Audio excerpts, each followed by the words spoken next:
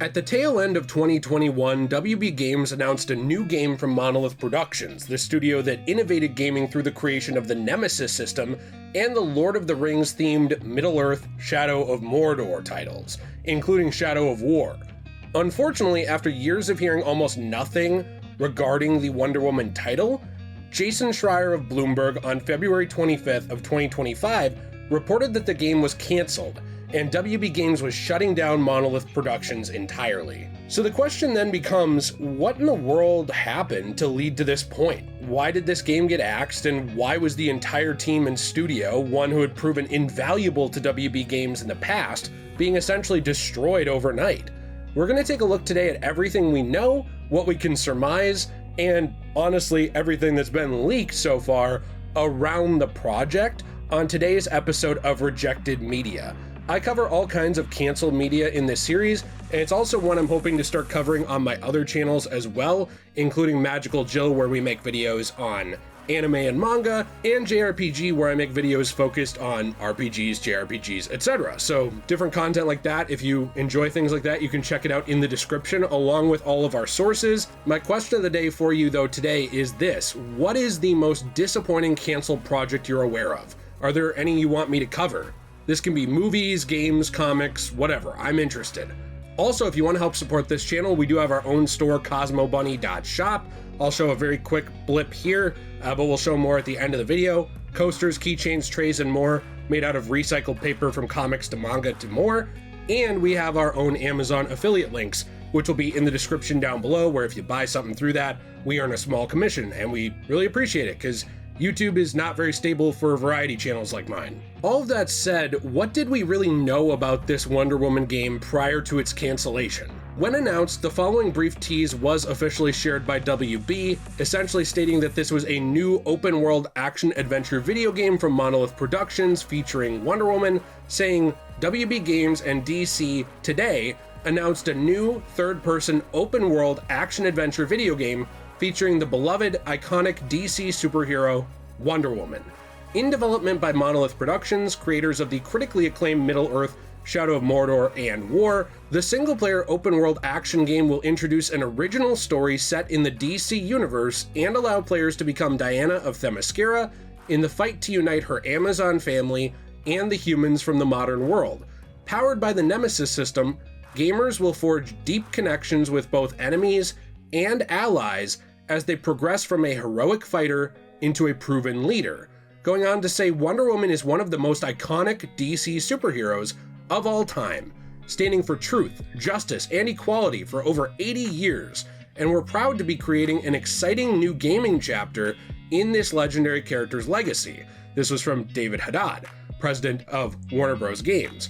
The talented team at Monolith Productions is building upon their strengths to bring players a Wonder Woman game that is unlike anything they have ever experienced. At Monolith Productions, we believe in the power of player-driven storytelling to unite people. The stories our players share inspire us every day, and we are honored to take players on a unique, personal journey driven by the values embodied in Wonder Woman, said David Hewitt, Vice President, Studio Head at the time of Monolith Productions. The Nemesis system raised the bar for player-driven storytelling, and we are excited to push the open-world genre forward, combining cutting-edge action with inventive narratives to create a Wonder Woman game everyone will want to play. Now, while this is not super in-depth, it essentially told us open-world, action-adventure, Wonder Woman game, Nemesis system, focusing on the things that made these Middle-earth games so good. But that said, WB's marketing and promotion of this game following these statements was borderline non-existent for years. It was announced in 2021, and the understanding seems to be that this announcement was actually done more to attract talent to the studio that was passionate about Wonder Woman, and less for the general public. Now, this is an unfortunate catch-22 in the gaming industry, and it's been happening for a while. Games are being announced sometimes 5+ years out from completion, all with the hope more of attracting talent than actually satiating some kind of appetite in the community or fandom or people you want to play the game. But also, there is an understanding here that many people will then be frustrated by these early announcements, especially in a case like today's where nothing ever even came of it. Now, many talks centered around Monolith using the Nemesis system for Wonder Woman. This was a system that involved hierarchies of power and interactions with the player that were remembered by participants. An example could be that an enemy has a near-death experience. Maybe they hold a grudge against a player character. Another could be that someone's recruited to the player's side, but then turns on them randomly later on due to some kind of selfish reasons. It made games like Shadow of Mordor and War feel more alive with character interactions that led to more interaction with the games from players, just because players wanted to see what they could get. Now, sadly, as corporate greed often drives companies to do, WB would go on to patent the Nemesis system also in February of 2021 before this game was announced. This patent reportedly protected Nemesis characters, Nemesis forts, social vendettas, and followers in computer games, which is a bit vague. Now, this encompasses a hierarchy of procedurally generated NPCs that interact with and remember the player's actions. The patent also covers changes to the NPC's positions in the hierarchy, as well as their appearance and behavior, again based on the actions of the player, and finally includes the social conquest battles from 2017's Shadow of War, which allowed players to use these NPCs to defend their own strongholds and attack those of other players, which was pretty much a multiplayer component being wrapped into the original component from Shadow of Mordor. These patents, this lockdown legally of the system, tied the hands of other game studios who wouldn't dare risk infringing on these systems for fear of any legal repercussions. And it might sound like a big nothing burger, but you have to remember there are situations as well we've covered on other channels like Magical Jill, where we took a look at the patent and trademark and copyright almost bullying of Nintendo, where they have kind of taken after Pal World and other things in the past for getting too close to their bread and butter. This is something that a lot of companies aren't going to mess with, because even though a similar system can be created to one of these big companies' systems, it would need significant differences that could be defended in court. Sometimes companies don't have the money for that, sometimes it's just not even worth dealing with. And this basically means that many companies will go nowhere near that type of gameplay of whatever we're talking about, because when we're talking about WB Discovery now especially, this is a huge company. It's even bigger than it used to be. And with the cancellation of Wonder Woman, this patent could actually remain in play until at least 2035. Essentially, WB said, nobody else can do this cool thing but us, and then they canceled the only game that was planning to do said cool thing, which is, I guess, a brilliant move in line with WB's other choices, like canceling a Flash video game because Ezra Miller's movie didn't do well enough, despite the two not being connected at all, a topic we covered on a previous Rejected Media episode. Now, in April of 2022, there was a mega merger finalized between Warner Media and Discovery, which became WB Discovery. Now, you might think the story ends there. This was the huge turning point. It changed all kinds of parts of Wonder Woman, and you had guys like David Zaslav coming in. They were putting everything on the chopping block. They got rid of it because it was dead weight. But this wasn't actually exactly what happened. I mean, yes, in some ways it did lead to the eventual cancellation of Monolith's Wonder Woman, but it would be closer to the straw that broke the camel's back, not the main reason that this happened. Many choices around WB games since the release of Arkham Knight back in 2015 would actually lead to Monolith not being viewed by WB as profitable, even though some of those choices were made by WB games proper above Monolith. So now you have a new group coming in, kind of trying to salvage the pieces of the last group, looking at things on paper and saying, hey, why hasn't your studio made anything? Even though a big portion of that was from the last group, which is something we'll take a closer look at in a little bit, because more details were revealed later on regarding this. But that said, on August 21st of 2023, that's when we first started to hear anything at all regarding the game, because there was a potential concept art released advertently or inadvertently, depends on how you looked at it, regarding the Wonder Woman game, due to a game developer having it as their header picture, which I will show here. This is unfortunately not in high quality, and it has since been removed Probably a sore memory considering that the game isn't even happening. On the Kind of Funny Games cast from June 3rd, 2024, Greg Miller, someone who's known for having a lot of insider info in the gaming industry, ended up describing Wonder Woman the game as troubled. In the past year, because I'll leave it ambiguous, I have talked to an insider who was like, this game's troubled. That's it. That's all I'll say. Yeah. So I don't hold out hope that it's in a place to show something. And I think you could come out. Obviously, plenty of games are doing. And again, what does troubled actually mean? That it's not like I got like, oh man, people are falling through level 4 or some shit like that. But it's like, I think it's not where they want it to be. I don't think it's ready for prime time. And then I go to, what the fuck is WB doing? What do they want to do? What are they trying to do these games? I could easily see it. You close that studio, you cancel the project. Now, while this news was kind of unexpected to a lot of people, it was also far from surprising because we hadn't really seen anything from the game for 2.5 years except for that one header picture. So it was kind of hard to actually look at this and think, oh, this is going places. But that said, on June 16th of 2024, there were more official images and details publicly released, but not really on purpose. These were essentially released in the form of a marketing survey, some of which asked consumers questions that revealed details and art as well. The art style was actually very similar to the prior header that had appeared on LinkedIn, and I will show you some of these things here. For example, you have Wonder Woman using the lasso to fight cheetah and what appears to be cheetah-themed or animal-themed enemies in the background. You also had Wonder Woman fighting, I believe, a lion here. Some of these images are very small. Some general pictures of Themyscira that kind of set the tone of an island paradise. It's not a lot to go off of, and it's not actually a ton in depth, but it did match up with the game existing, obviously, because it would go on to ask questions regarding the game, which I will sum up here very quickly, saying things like, thinking about a Wonder Woman video game, which description of Wonder Woman appeals the most to you? Asking if you think of a demigoddess, able to take on mythical foes of epic power, or a goddess, able to shape the fate of the heavens and entire worlds, a warrior, a hero of legend, none of the above. Asking questions like, thinking about the game description you read earlier regarding this game, which we'll get to in a minute, which of the following are the most important that Wonder Woman uses in combat? Asking about tiara throws, whirlwind twirls, golden armor defenses, sword blows, flying attacks. There's a lot more different things here which are interesting, including using the lasso of truth to ensnare people, something that I had seen rumored to play into the Nemesis system for how she would get people on her side.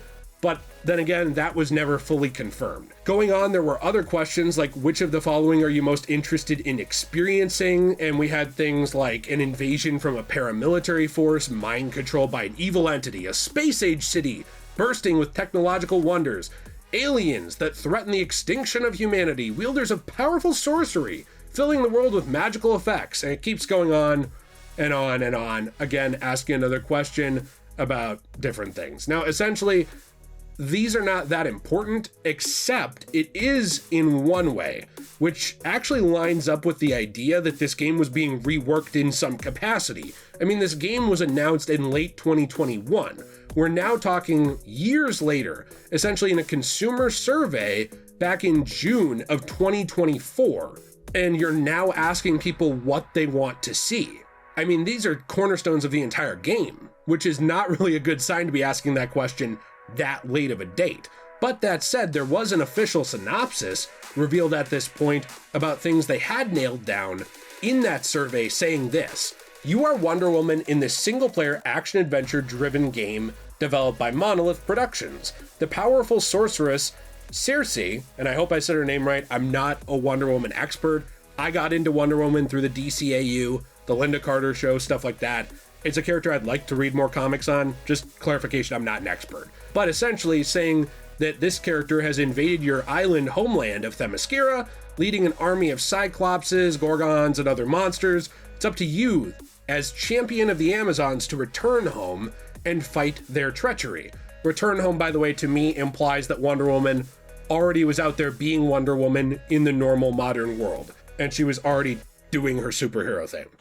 Use your godlike strength to deal shattering blows and tear through enemies in an epic battle to protect your birthplace from the invaders.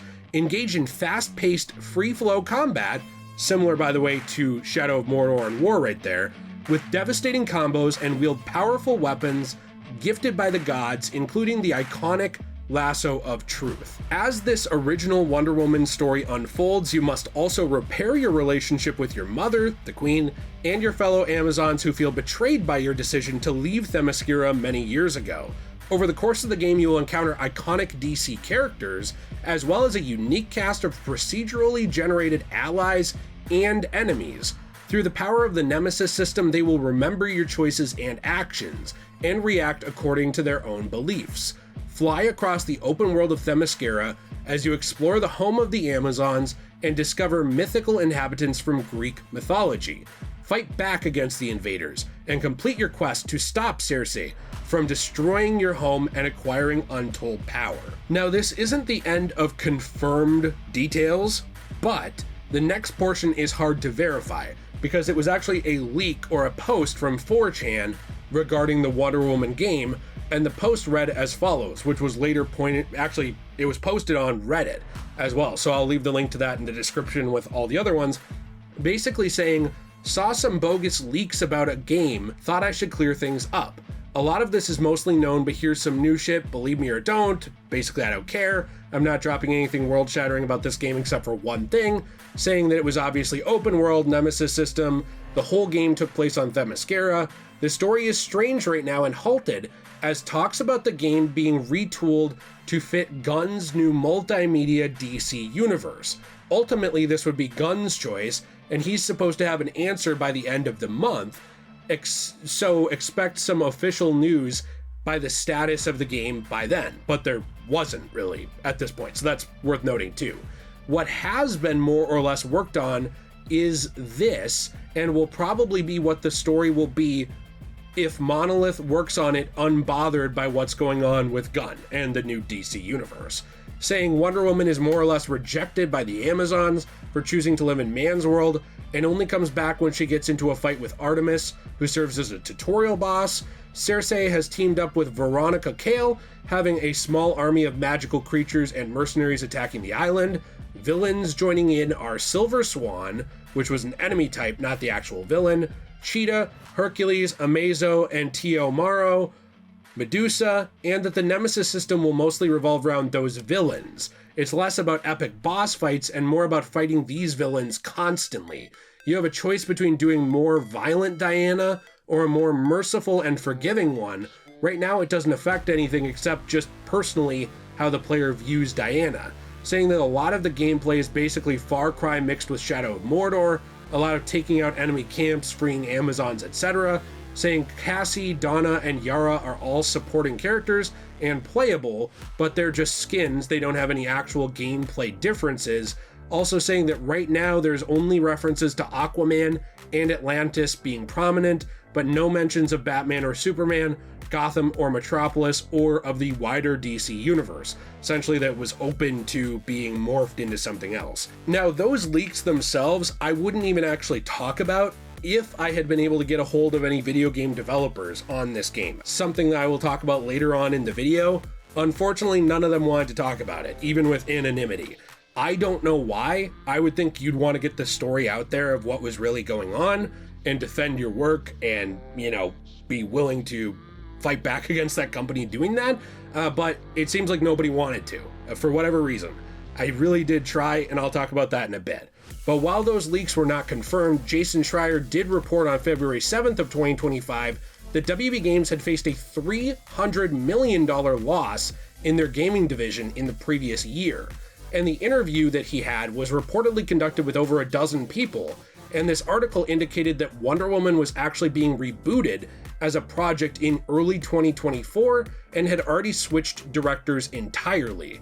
It was moving to become a more traditional action-adventure game, and it had already cost WB Games alone over $100 million, being years away from any sort of release.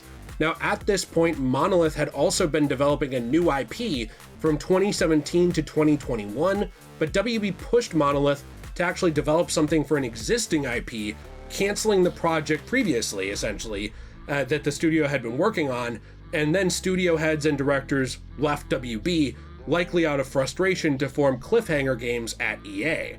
Personally, I wouldn't jump ship to go to EA of all places. They're also very known for shutting down projects and people, but do as you will, I suppose, when you're finding work. That said, this part of the article was actually confirmed on Discord inadvertently the other day, or maybe advertently, I'm not sure if this person read Jason Schreier's work, by one of Monolith's official developers who wrote, and this was from Tracy, there are 2 other studios that were also closed, WB San Diego and one other. I suspect Monolith was targeted because we had like 4 years on a canceled game before Wonder Woman. So we just looked really bad on the spreadsheets because essentially nothing had come out, nothing had been produced. Now, all of this said, there have been questions as well about the people at Monolith Productions because of losing people in the past, losing studio heads, all of that stuff. And while it is hard to fully hold this against people who just lost their jobs, because you are going to have flared emotions, there were people saying stuff online that didn't exactly make Monolith and its workers look good in closing. Unfortunately, this is how it is whenever you have a big company. When you work for that company, you do in some ways represent that company, like it or not. And there was this person on the staff named Cypher, who on Twitter decided to call Jason Schreier a ghoul, essentially for reporting on this and getting mad and saying, do not send me the article if you value not being verbally flayed to the bone. Any of you MFs say an effing word about us deserving it, I will come for you. Do not try it with me or my colleagues. And then a couple of swords. Usually when you show sword fighting online, it's not this type, but hey, you know, the Twitter emoji warrior brigade thing. I'm logging off for a bit and trying to process this news. So on one hand, I'm like, you know, I get being really mad when you lose your source of income, your living. It's something I have personally dealt with more than once. It's something that even with this channel, like, there are months where I make basically nothing at all, and it feels like I have my livelihood taken from me, and you almost feel like you're being cheated. And I understand being mad, but you can't fly off the handle, call people a bunch of names who have nothing to do with it, and then threaten people over it. So in that way, when people see stuff like this, I think it makes them not care, not feel bad for the people who worked there who lost their jobs, which sucks, because most of them didn't say anything like this. And it makes them think that you weren't actually proud of what you were working on and didn't have anything to show, because of instead of anonymously leaking something or showing something, you threaten people on Twitter. I just don't think that's a great look, you know, in summary, in general, for this kind of thing. But that said, there is more information in general, and this person obviously doesn't represent everyone, but they did give everyone a bad look by speaking like this, which kind of sucks. Now, at the time, there were many rushing to debunk parts of Jason Schreier's work previously, but it is worth noting that Jason was not only correct on the cancellation of Wonder Woman later on, but also on those elements regarding the prior project being canceled, because he mentioned that in his article, and he talked about it as well later on, which was then confirmed by this developer Tracy. Now, the next part of this also comes from some of the reporting of Jason Schreier, who ended up guest starring on the February 26th, 2025 episode of the Kind of Funny Games cast. This was one reason I didn't rush to actually make this Rejected Media.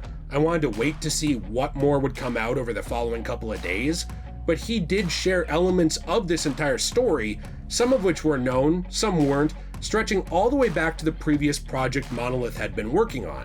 He stated the following, essentially that Monolith had been working on a previous project codenamed Project Legacy, which was essentially a procedurally generated narrative type of thing, playing with the ideas of the Nemesis system. During 3 to 4 years of working on the game, WB revealed that they weren't really interested in a new IP anymore, but they kind of strung them along and let them work on it anyway. Instead though, WB wanted to establish a series or type of game that had already been done before through Monolith. They wanted them to work on an existing IP that they had, like a superhero or something else that they could make money off of that wasn't a risk with a new IP. Now, these two different groups, with Monolith and its leaders, and also WB, clashed. They knocked heads. Monolith didn't want to switch projects, but WB wanted to try to restructure this project that existed as an original IP now into an established one. Imagine, and this isn't what they wanted to do, but imagine if they said, we see you're working on an original IP, turn this game into Harry Potter, or turn this game into a game about Superman. It wasn't either of these two ideas as far as I know, but that's what they were doing. Saying, we own these characters already, can't you please just make this game you're working on into something based around one of them? Because they didn't want to take a risk on that original new IP. They wanted something proven, or something that they already owned that sold in a different market sector. Now at this point in mid-2021, it led to a falling out, something that we alluded to earlier, and this is where the leadership of Monolith just entirely left the company. And it appears that it wasn't on good terms after feeling strung along. One point not always mentioned, by the way, is that it wasn't only the studio heads that left. Because people talk about the studio heads leaving Monolith, that's true. But there were a ton of people as well in the rank and file game development work who left. They just wanted to be somewhere else. They felt that they had wasted a bunch of their time on a project that was never coming out, they had been strung along by WB, and they left. So now you not only had this fallout around Project Legacy with a strained relationship between the studio and WB, but you also had a studio that no longer had everyone on deck. Like, they had lost a lot of their workers, not only studio heads, but also just game developers who were necessary to make a good game. I think a lot of times, unfortunately, people forget about these people. Like, you will have just game developers who are under those studio heads or under a director, and if they're not working on it, you're not getting a video game. We look often at the Hideo Kojimas of the world and the cults of personality surrounding a head of a studio, whether it be gaming, movies, etc., but the average person working on these things who's incredibly talented is necessary for it to exist, and without them you have nothing. So now they not only didn't have those people, but they didn't have the captains of the ship. It was a two-headed beast now that they were dealing with in terms of trying to fix this studio. And it's worth mentioning that the report on the fallout around Project Legacy's cancellation was reported by Jason Schreier as well, and he was right about it. Now, that's not to say that he has been right and correct on everything forever. For example, not to go off topic here, one of my favorite video game developers of all time, Chris Avallone, he's someone I really respect. Well, when Chris was accused of sexual misconduct, Jason Schreier reported on it. And in my opinion, his statements were pretty definite. They were pretty like, wow, can't believe he'd do this type statements, not word for word, but that kind of vibe.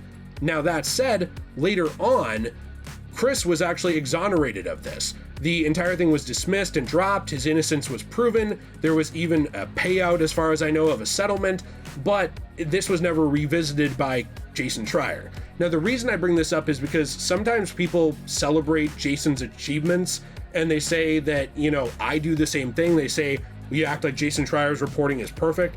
No, but he is a very valid source of game news. Like, he does work well, and he does a lot of good reporting.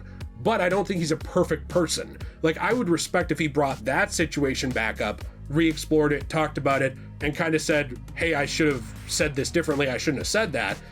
But, you know, journalists don't really do that. They almost never go back to when they're wrong. That's just a small aside, but the point of it being, I don't think Jason's perfect. I just think a lot of his reporting is very good. And I think that a lot of the time it is very reliable. Now, it is worth noting that basically on the Kinda Funny Games cast, where Jason Schreier was a guest on February 26th of 2025, like I mentioned before, he did also talk more about what happened with Monolith, stating essentially that after all of that falling out, that the studio was given the Wonder Woman property in spring of 2021, with the announcement actually happening in December, very close by. But they were in that state of restructuring their studio, trying to make decisions on what kind of tech to use and what direction to proceed, both in terms of staff and in terms of this game. So this was without prior leadership, without some of their talent, and now holding a beloved character, they found themselves just kind of standing there trying to figure out what to do. And it's interesting too, because Wonder Woman hadn't had a lot of video game appearances. She's appeared in team games, Lego games, fighting games, things like that, but games focusing on her, not really much of a thing at all. So you're dealing with a fractured studio with big shoes to fill, trying to do right by a character that hadn't exactly been done right by in the past. Which in general is possibly a reason why it was announced so early. I mean, earlier I mentioned that these game announcements, they're often done to recruit potential passionate developers. Monolith needed as many of these people as they could, because they didn't have any. And Schreier also mentioned that some of the people who had helped create internal tech and systems at Monolith, they had left the company. So you had a mixture of Monolith veterans and new people trying to work together to not only figure out that staffing, but also that game. And some of the people that had been responsible for systems, I don't know if it was the Nemesis system, but I do know some of their gameplay systems that people had been responsible for innovating on and creating were no longer there. So you were trying not to reinvent the wheel, but you were trying to now make a system work for a character that had not been done right by without the people who created those systems. That's not an easy task. Speaking of these gameplay systems, when we take a look at the Wonder Woman Nemesis system integration, the original idea was reportedly that Wonder Woman would use the Nemesis system in a way where you'd recruit different allies. Now, while it wasn't mentioned with enemies, they did mention interacting with enemies earlier in that survey, so I can only assume that enemies were also still part of the Nemesis system in some way. But that recruiting was an element of the Nemesis system, that had been upped, that had been prioritized more than fighting enemies at this point.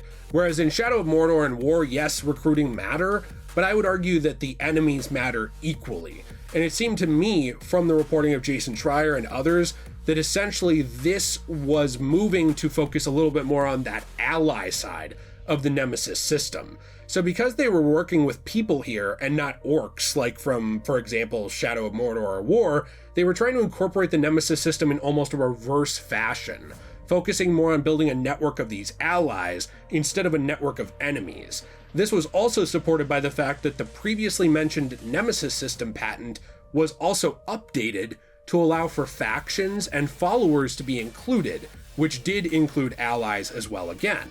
Now, this is about the same time that it was reportedly being rebooted, at around the end of 2023, when Greg Miller had previously reported that the game was in trouble. Now, it's hard to tie all these events together because they're not all exactly linear. Like, there are things that happened that we knew about, and then there are things that were revealed just the other day that we found out about. And I've had to kind of mix those two together the best I can. But that said, this was something where essentially it's kind of a spider web of problems around this game. It's one reason I waited to make the video, like I said.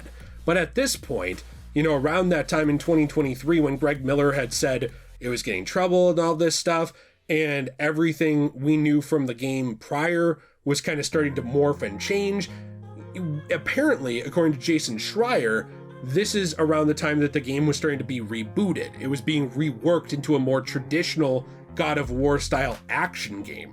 Now, because this happened reportedly in late 2023, we don't know how much of this new version was actually completed, what was still existing from the old version, what had to be scrapped, as they only had about a year-ish, a little more than a year, on this rebooted version. And unfortunately, because of not being able to get a hold of game developers and them not saying anything, unless it comes out later, we don't know what parts did and did not make it to this new version of the game. Now, November of 2024 did lead to the most non-committal update to Monolith's website, but it was something. It showed various pillars with symbols on them and some architecture, and it's not really a ton to go off of other than a vibe, which appears very Greek in origin. But that said, it was something. It was finally something that we had seen at that time. But that said, later on, obviously the game would go on to be canceled, as was revealed just the other day by Jason Schreier, and then was reported on by pretty much everybody. On February 26th of 2025, award-winning composer Jesper Kyd posted the following on Twitter, revealing his involvement, saying, "Devastating news, my thoughts are with the team at Monolith. Such a talented studio with a huge legacy. It was an honor to be scoring Wonder Woman and to be collaborating with Monolith. I hope everyone finds new homes soon." Jesper was well known for work in the entertainment industry, from games like Warhammer 40k Darktide to the Assassin's Creed series and even the Borderlands series. That same day, by the way, Gail Simone, who you may know from a pretty long and storied writing career around comic books and other media, also posted the following on this game, saying, "Regarding the Wonder Woman video game, others have already revealed elsewhere that I was a consultant on this game, so that cheetah is out of the bag. I want to say a couple important things about the game and the team who made it. I was asked to do long-term consulting on the game, and I was thrilled to do it. It was a perfect storm of stuff I adore. Wonder Woman, video games, and one of my favorite games studios, Monolith, who produced the game of the year, Mordor games, that I was completely addicted to. The game was gorgeous and expansive. It was beautiful to look at. I'm not going to give details for a number of reasons, which is frustrating because I wish somebody would, but every effort was made to make this not just a great game, but a great Wonder Woman game, a showpiece epic. And all of that was because of the team. Everyone who worked on it brought their A game, programmers, artists, designers, everyone. I don't know that I've ever worked with a team that cared more about making sure the end product was perfect, essentially saying that this was a dream come true, and they had made sure that it had Wonder Woman and DC lore in every aspect of the game, also saying that there's a lot of finger pointing going on, but everyone I worked with from Monolith and WB was enthusiastic and supportive. Everyone wanted to make the best game ever. Sometimes you give your all and it just doesn't work out, but that was an amazing team and I can only hope they continue to make brilliant games. Someone's going to snap them all up and set a new industry standard, I know it. Now, regarding other developer statements, like I said earlier, I tried to reach out to probably a dozen game developers that I was able to reach. Many of these people unfortunately have their DMs private, they are hard to reach, their emails are not public. I even joined LinkedIn in order to get a hold of them, and I was ghosted by pretty much everyone. Now, that's not to say I don't still feel bad for them, but for me, I think it's very important that the truth get out there of what happened, what this was supposed to be, at least from an anonymous source that can prove to whoever they talk to that they really did work there, because now what happened is all of the concept art, all of the gameplay that did exist from either version of this game, if any, which I believe some did given the amount of time that they had, and that it had reportedly left pre-production at one point. All of the different music, all of this stuff, unless it's released in some form down the line by somebody leaking it, this is all gone.